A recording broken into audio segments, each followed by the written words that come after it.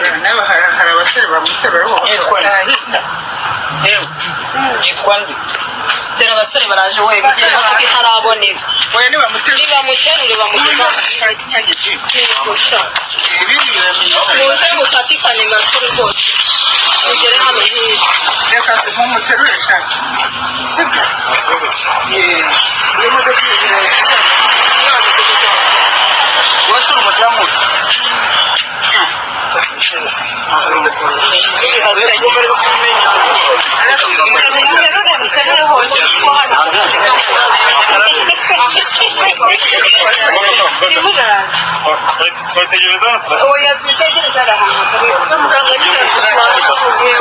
uyu Sabe niwe muntu twabanaga mbere hose ariko ibyabaye abantu bose barabizi ntabwo ndi bubisubiremo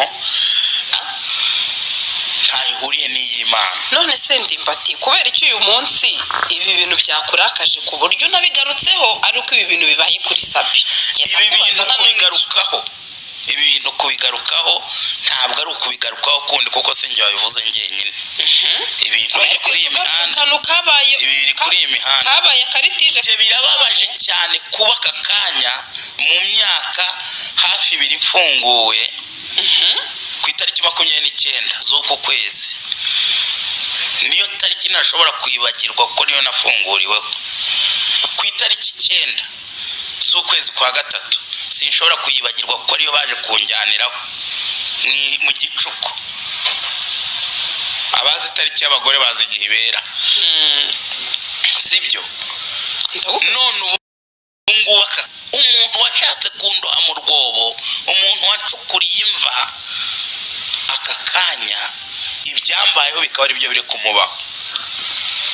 birababaje rero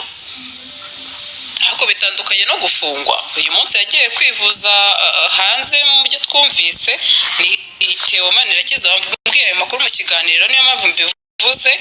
ariko ari hanze naba nawe nuko afite uburyo bwo kwivuza ko yamvanyemo menshi se yabuzwa n'iki uzarebe ikiganiro yakoze urebe ukuntu umuntu agira atya akaba n'umugome kiriya kiganiro mfunguye aba ari umuntu ufite ubumuntu abana nakivanye akavuga ati ibyo nakoze birahagije kuko yaramaze kubona mbaye umwere urabyumva abana nagikuyeho abantu bakavuga bati no muntu iki kiganiro koko ashobora kuba yaragikoze atunguye ariko cyaramukijije reka rero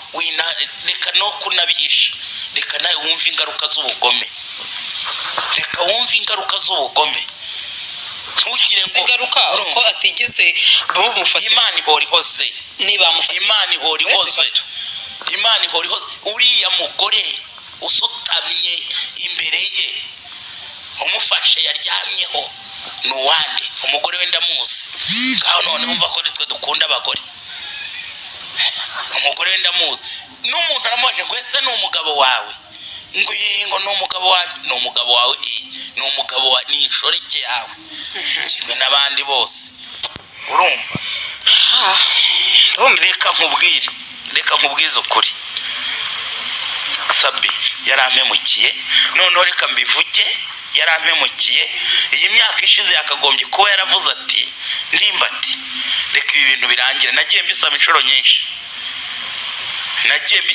nyinshi ntibyakemera ikindi reka no kuvuga Sabe wenyine ujya gukora ikiganiro kimbambiye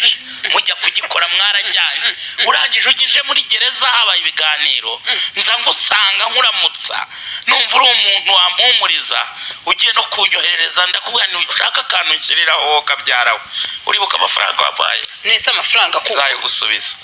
none se kugaya ndayagaye kuko cita Ndimbati oya ntabwo twumvikana turabyibuka mwimura mu modoka yanjye wowe urabyibuka wowe hari uwo ngaruriye bye singaruye ibyanjye none se wibwira ko ubundi gikomere nzagishira amezi 9 ndi muri gereza nzira ubusa rero Ndimbati aha nawe wabaje kwihorera aka kajya noneho ngiye kubizana mbishyire hanze uko byakagenze byose aho byavuye intangiriro yabyo ndaje mbivuge nari narabyihoreye. nyuma y'uko Sabe afatiwe mu cyuho avuye guca inyuma umugore we akaza kuboneka yaguye hasi yasimbutse igipangu cyane yari ari na mwino ndebe impanga imwe muri za zindi ebyiri bivuga yuko Sabe ubu ngubu yavunitse amaguru hafi ya yombi kandi ubu ngubu akaba ari kwivuriza hanze. Ibyo byatumye Ndimatereraza noneho nawe ahita avuga ati nanjye ntabwo ndi bukorohere kuri ino nshuro umama kubyina ku mubyimba ngomba kuvuga byose ubugome bwawe nibwo bukozeho nibwo bugarutse. Ati waramfunyishije amezi 9 ndi muri gereza nzira ubusa, ati ndaje mbivuge byose ibyawe na Chita nawe mufitanye ibibazo byinshi cyane aho Ndimbati avuga ati byose ngiye kuza mbigarukeho nindangiza mwese bashyire hanze. Ati ntabwo nashobora kubihanganira kuko mwarampemukiye cyane. Ndimbati kuri iyi nshuro rero je yarakaye.